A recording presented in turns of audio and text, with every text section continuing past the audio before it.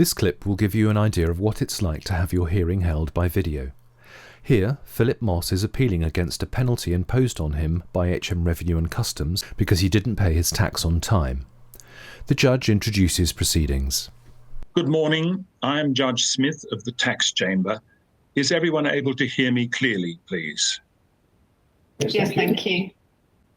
Thank you. May I remind you that you should be in a private and quiet space where you can hear, but you will not be overheard. The hearing is being recorded by the tribunal, but you must not make any recording yourself because that would be a criminal offence to do so. I'm going to ask all the participants to please introduce themselves. I've introduced myself already as Judge Smith. We will start with our tribunal member. Hello, my name is Khan and I am the tribunal member for today. Philip Moss, the appellant, his accountant Derek Fletcher, the HMRC presenting officer Chris Carter and case officer Pat Archer introduced themselves. They then confirmed to the judge how they'll communicate with each other during the hearing. Because this case is being dealt with by remote video hearing, that does not in any way diminish its importance or its solemnity. It's a very serious matter. So before we proceed further, may I check whether anyone has any questions? No questions, thank you. Now, these hearings are quite demanding, so if we need it, we will probably take a 10-minute break once every hour. If anyone feels that he or she is getting tired, would like to consult with the client or representative, please let me know. Is that clear to everyone? Thank you, yes. Because this is an appeal against a penalty, it is for HMRC to prove that the penalty has been correctly imposed. So I will first hear from Ms. Carter for HMRC. Chris Carter sets out HMRC's case and asks the case officer Pat Archer to explain the background to the penalty. First, she must promise to tell the truth. Usually this would be an oath or affirmation, but this time all witnesses are asked to affirm as they may not have a suitable holy book to hand. I plan to ask my colleague to explain why she issued the penalty as the case officer in this case. So we're going to have the evidence given by affirmation. So I'm going to ask Tribunal Member Khan if he would lead Ms. Archer through the form of affirmation, please. Thank you. Ms. Archer, if you could say this after me. I do solemnly, sincerely, and truly declare and affirm.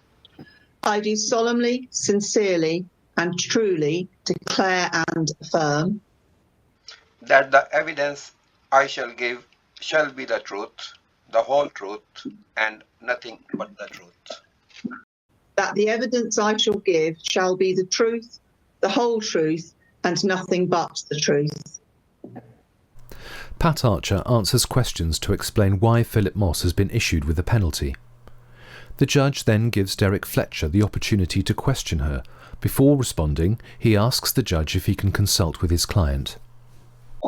Could I just have a few minutes to speak to my client first? 5 or 10 minutes will be enough.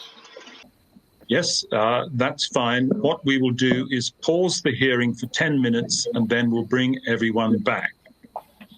The hearing is paused and participants return to the waiting area while Derek Fletcher and Philip Moss have a private video call. After 10 minutes, the judge brings everyone back. May I ask, is everyone now ready to continue, please? Yes, thank you. Yes, thank you. Derek Fletcher completes his questioning of HMRC.